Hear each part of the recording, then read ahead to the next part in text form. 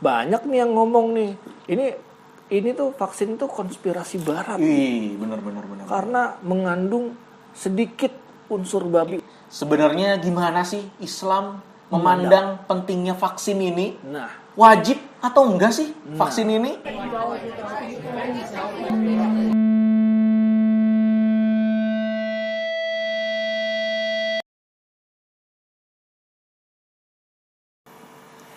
Assalamualaikum warahmatullahi wabarakatuh. Gue Ludit, gue Rudy. kita balik lagi di channel Beer Talk. Guys, gimana nih kabarnya? Pasti sehat dong ya? Insya Allah dalam keadaan sehat semua, baik-baik saja di masa pandemi ini. Ya, alhamdulillah nih kita punya episode baru nih kali ini, yaitu episode tentang kesehatan guys. Gaya banget ya. Kayak dokter aja kita ya. Dokter aja. Ya, jadi kita ngebahas apa nih? Seperti kita ketahui ya, pandemi COVID ini kan masih berlangsung ya. Dan alhamdulillahnya yang kita tunggu-tunggu, vaksin udah ditemukan. Yes, alhamdulillah. Secara resmi sudah didistribusikan juga ya. Tanggal 14 Januari 2021 kemarin, vaksin udah mulai pertama kali disuntikan ke rakyat Indonesia, yaitu dimulai oleh presiden kita, Presiden Jokowi. Lalu untuk meyakinkan bahwa vaksin itu yang didistribusikan adalah halal dan aman. Lalu dilanjutkan oleh pejabat negara kita, tokoh masyarakat yang sudah dipilih untuk menerima vaksin. Salah satunya tentu aja tenaga kesehatan kita, nakes ya. Sempet gue kemarin tuh ke rumah sakit ya, gue tanya tuh ke dokter, udah divaksin dok? Udah. Alhamdulillah ya. Tahap pertama gimana dok rasanya? Nggak ada tuh, biasa aja ya. Lapar kata dia gitu. Wah, enak juga habis disuntik lapar ya. Jadi pengen makan terus kan jadinya. Nah, cuman ini ya, vaksin ini walaupun sudah ada kan, sebenarnya vaksin ini juga ya memang fungsinya meningkatkan imun gitu ya. Tapi kan namanya manusia ada aja pro kontranya. Ya. Selain dari sebenarnya kan adanya vaksin ini jadi buat meningkatkan kepercayaan diri ya. Di masyarakat kan di rumah terus, pekerjaan jadi terbatas dan lain-lain ya.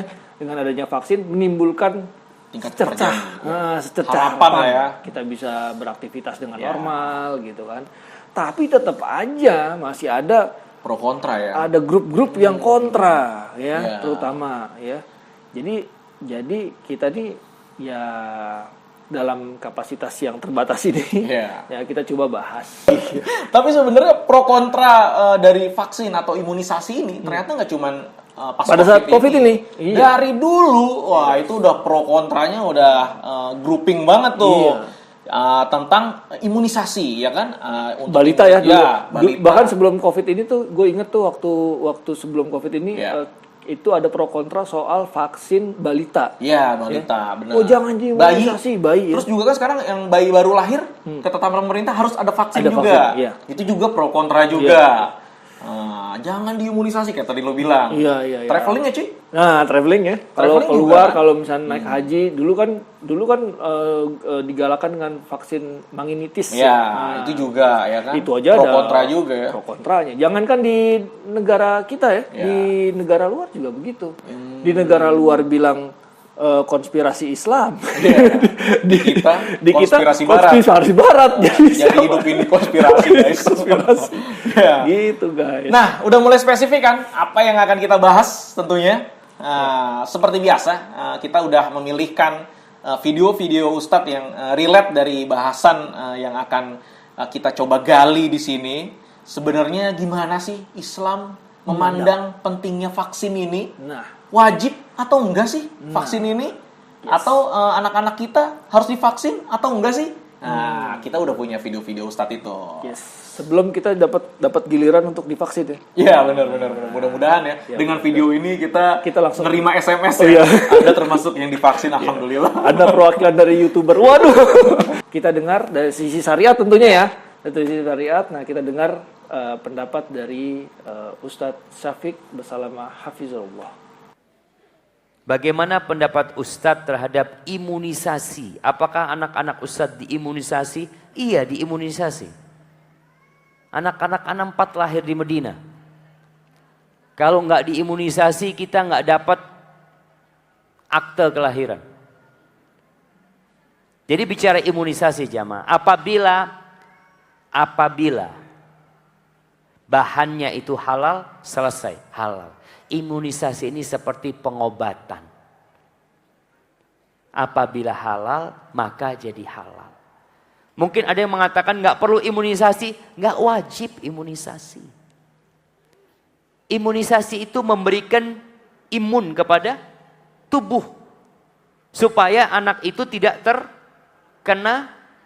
mudah terkena penyakit. Karena kita lihat sekarang banyaknya makanan-makanan yang kurang sehat yang dikonsumsi oleh anak-anak. Kalau antum mungkin berpikir, ibu-ibu berpikir, dulu Ustaz nggak ada imunisasi, sehat makannya. Sehat. Anak-anak olahraga. Sekarang ibu-ibu yang sehat apanya? Jadi telunjuk sama jempol. Semuanya mau ngambil air tinggal keluar airnya. Dulu pakai timba aja mah. Anak-anak itu sehat. Sebulan yang lalu kita ke kampung sama anak-anak. Anak dapat sumur yang masih dapat. Anak ngomong sama anak, sini. Ayo, semuanya ambil air. Supaya mereka merasakan gimana. Apalagi dalamnya 20 meter. Dia ngambil air. Seperti ini orang-orang dulu sehat. Sekarang makannya penyedap semuanya. Sekarang kenapa orang minum minuman, apa istilahnya yang dikasih sayur-sayur minuman? Infus water. Dulu nenek-nenek kita pernah infus water. Karena semua bumbunya itu udah sehat. Yang namanya jahe dipotongin. Namanya lengkuas dipotongin. Baru jadi itu mas. Sekarang udah instan, buka, krek, masukin. Jadi tuh bumbu rawon, mau bumbu gulai, bumbu apa udah jadi. Makanya kalau dikatakan imunisasi di masa sekarang kondisinya mungkin penting. Tapi ingat apabila bahannya halal silahkan. Tapi kalau enggak Ustaz, anak punya cara lain untuk membuat ketahanan dari tubuh anak-anak lebih kuat. Tafadhol. Silahkan.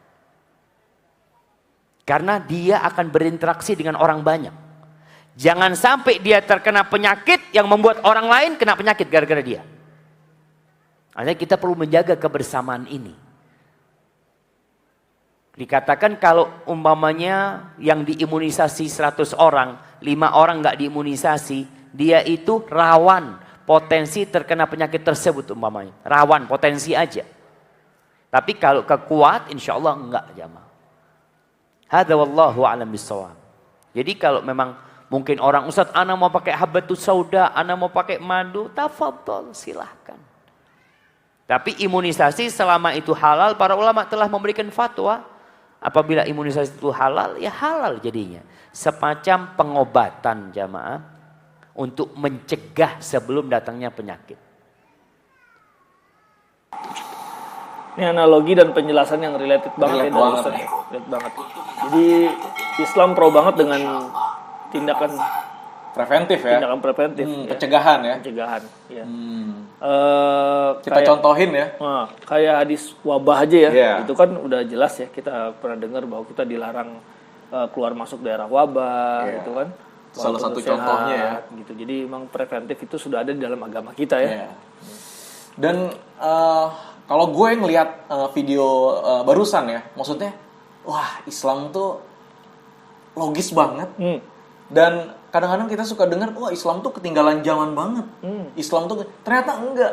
Islam tuh bisa dikondisikan dengan zaman apapun. Kayak Ustadz bilang tadi, kalau dulu kita pakai lebih sehat, pakai madu. Terus sekarang ada beberapa yang kontra jangan pakai vaksin. Kita harus jadi kayak pemikiran jadul lah gitu. Islam tuh nggak gitu, nggak gitu kan, logis banget. Iya, karena hidupnya udah serba cepat. Semuanya nggak perlu ramuan tadi ya. Kayak mau masak aja kan jahenya bener dipotong. Kalau mau ngambil air ditimba dulu. Kalau sekarang pencet sana, pencet sini. Kalau asal itu ada patternnya, logisnya tadi. Ketika itu halal. Mau sampai tahun 3.400 juga. Kalau itu halal. Itu dan yang menentukan halal dan haram, kita nggak perlu repot-repot. Udah ada lembaganya. Betul. Lembaga itu yang bertanggung jawab. Kalau di kita tuh MUI ya. Nah, balik lagi ke imunisasi ya atau vaksin tadi ya. Udah kita sebutin tadi. Ketika jadi hukumnya ya tadi kalau Ustadz sampaikan, ketika bahan-bahan yang terdapat dalam vaksin itu halal, maka halal. Ketika bahan-bahan yang di dalamnya itu ada keharaman, maka hukumnya haram. Sebatas itu cukup. Kayak lo bilang tadi, kita nggak repot-repot karena udah ada badan yang Iya. ngasih tahu. Nah, cuman cuy, banyak nih yang ngomong nih. Ini tuh vaksin tuh konspirasi barat. Ih, benar. Karena mengandung sedikit unsur babi walaupun sedikit. Iya, benar. Nah, itu tuh banyak banget yang ngomong kayak begitu Iya. tuh. Jadi kita ntar akan di dalam tubuh tuh akan jadi menyerupai sifat-sifatnya. Iya, Nah, itu gue juga sering dengar itu. Nah, seperti yang lo tanyakan barusan, kita udah pilihin lagi nih video ya. Ustadz yang relate banget untuk ngejawab itu. Ini nih. Masya Allah nih Ustadz kita ini ya udah Dokter. soleh, alim, tapi dokter juga. Bahkan baru menyelesaikan pendidikan S2-nya di bidang spesialis kedokterannya. Kita lihat nih video dari Ustadz Rehanul Bahrain.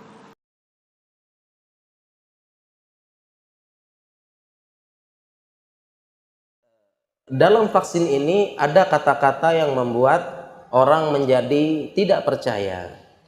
Menyebar berita vaksin pakai babi sehingga ada label haram. Ketika kaum muslimin mendengar kata-kata babi, kemudian kata-kata haram, inilah yang menyebabkan sebagian kaum muslimin tidak percaya dengan vaksin ini. Padahal belum tentu berita itu tidak benar. Bahkan mohon maaf sampai menutup mata, pokoknya vaksin haram saya tidak mau tahu lagi, jangan berikan syubhat gitu ya, tidak mau, padahal ini tidak benar.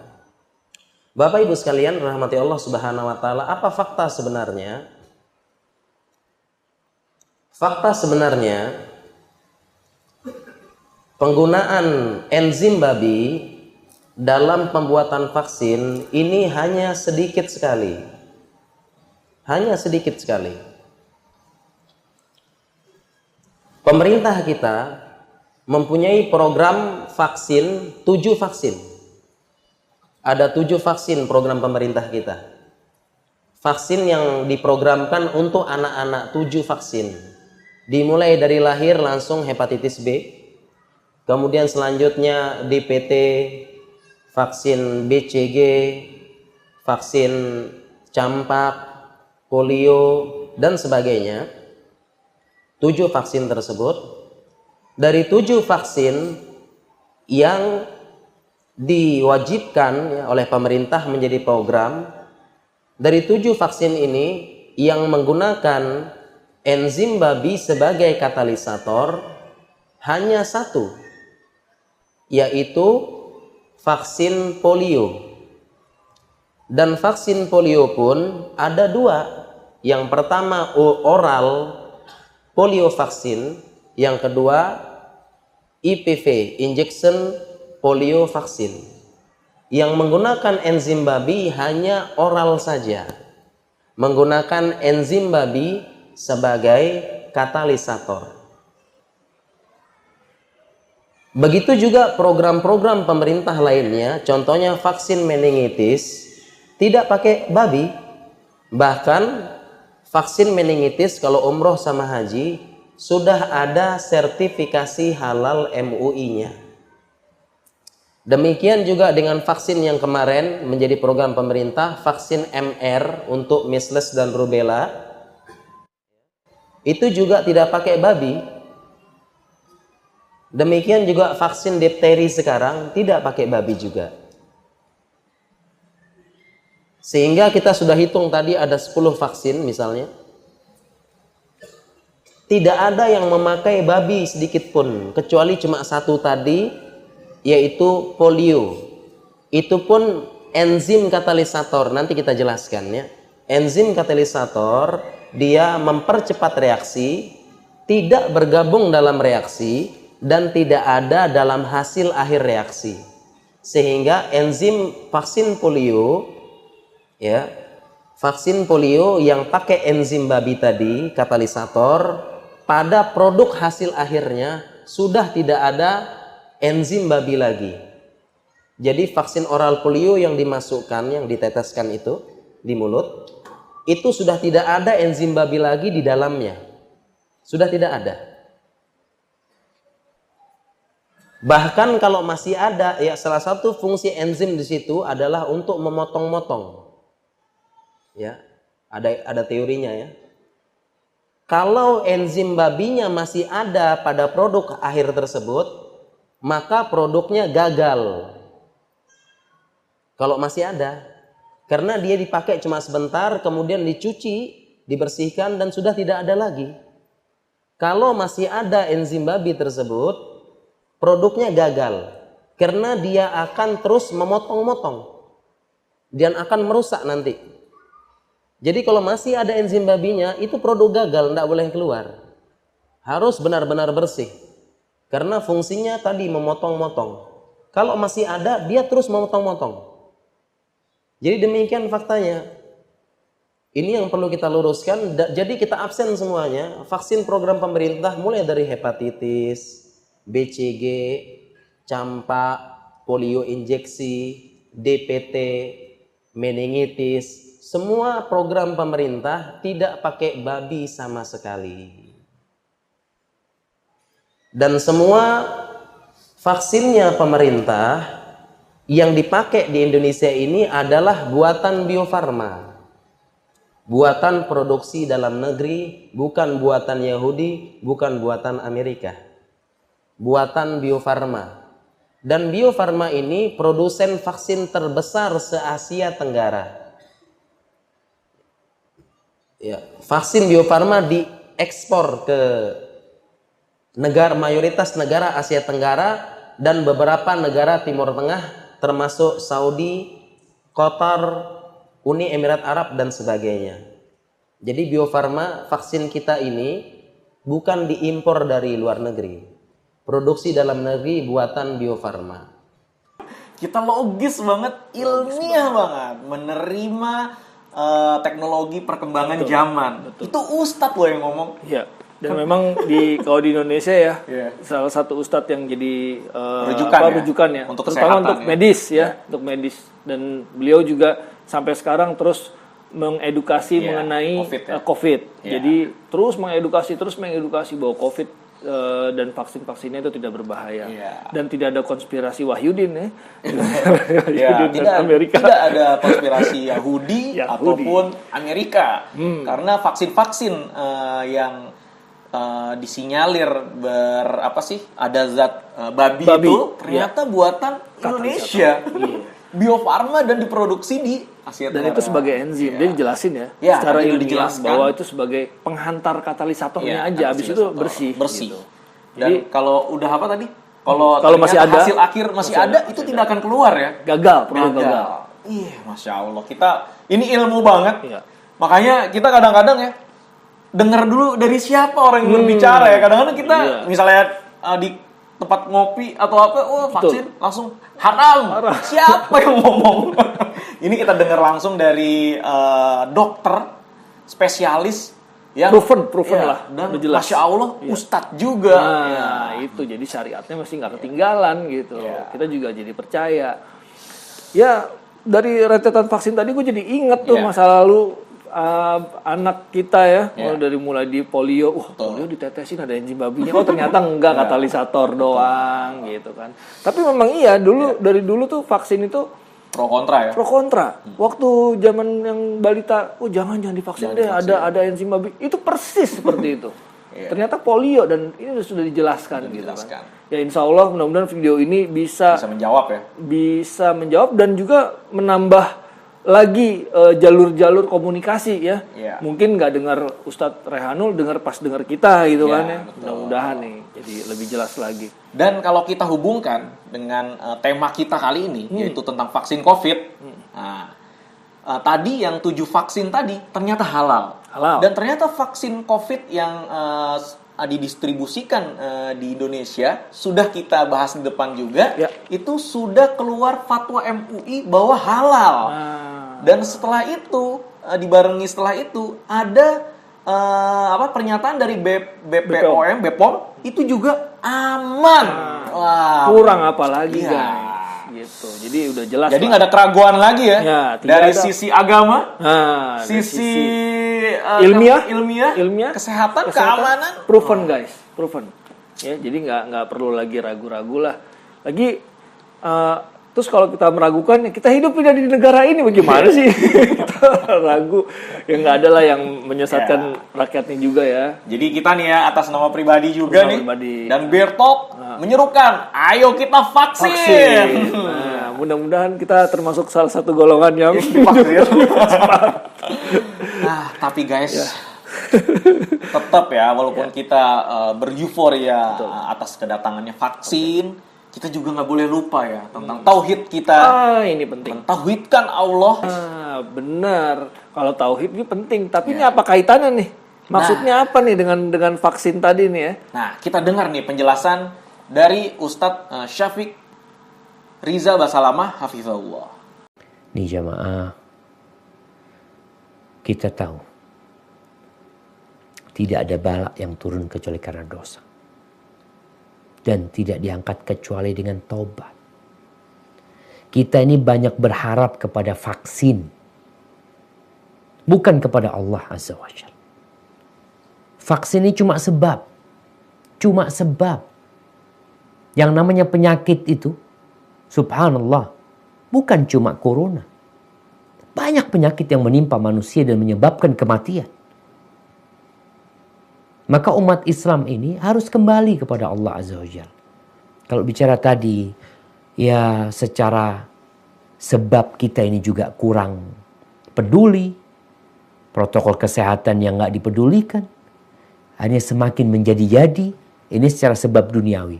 Secara sebab agama pun kita gak lebih mendekatkan diri kepada Allah Azza wa Jalla. Maka hendaklah kita berusaha untuk mendekatkan diri kepada Allah. Yang memindahkan penyakit itu Allah Azza wa Jal. Yang membuat orang sakit itu Allah. Dan yang menyembuhkan adalah Allah Azza wa Jal. Bukan vaksin. Vaksin itu hanya sebab. Maka yang ada orang divaksin sehat. Ada orang divaksin mati. Maka kita berdoa memohon kepada Allah Azza wa Jal. Allahumma shfi mardana wa mardal muslimin. Allahumma shfi mardana wa mardal muslimin. Allahumma rfa'anna al-bala wal-waba wal-fitan ma dhahara minha wa ma batan. Barakallahu fikum. Nah, balik lagi ya. Selain kita beryuforia dengan datangnya vaksin di Indonesia ya. Kita boleh nih beryuforia terhadap datangnya vaksin, tapi kita juga harus tetap selalu tiada henti-hentinya beryuforia bahwa Allah itu selalu ada di kehidupan kita. Ya, karena Allah yang memberikan takdir, ya baik buruk ataupun baik. Ya. Kita nggak tahu wabah ini apa kapan diangkat, walaupun vaksin sudah ada. Ya, kita nggak tahu apakah itu efektif. Kita secara ilmiah ya boleh bilang itu bahwa efektif gitu kan. Tapi kan Allah yang berkehendak. Mudah-mudahan kita selalu dilindungi sama Allah. Ya. Apakah kalau kita divaksin kita tidak bisa lagi kena penyakit COVID, bahkan mati pun kita bisa. Jadi selalu kita kembalikan lagi vaksin hanya sebagai penyebab aja, sebagai fasilitas aja, sebagai wasilah aja. Karena tetap menularnya suatu penyakit, matinya manusia, suatu makhluk, tetap Allah Ta'ala yang menentukan guys. Yes guys. Dan seperti tadi di akhir video Ustadz juga sudah mengajarkan doa-doanya. Semoga itu juga bisa di rewind nanti dihafalkan doanya supaya kita tetap berzikir kepada Allah, mengingat Allah, minta kesehatan dan umur yang bermanfaat ya, dan dijauhkan dari penyakit-penyakit berbahaya. Tentunya bahwa ini harus dibarengi dengan ikhtiar kayak tadi pakai masker, terus kayak gitu tidak berkumpul ya. Dan tentunya itu tadi kita divaksin. Itu salah satu ikhtiar. Divaksin itu jadi menjadi ikhtiar yang baik. Ya, semoga kita dan kerabat kita, keluarga kita dilindungi Amin. dari wabah ini. Amin.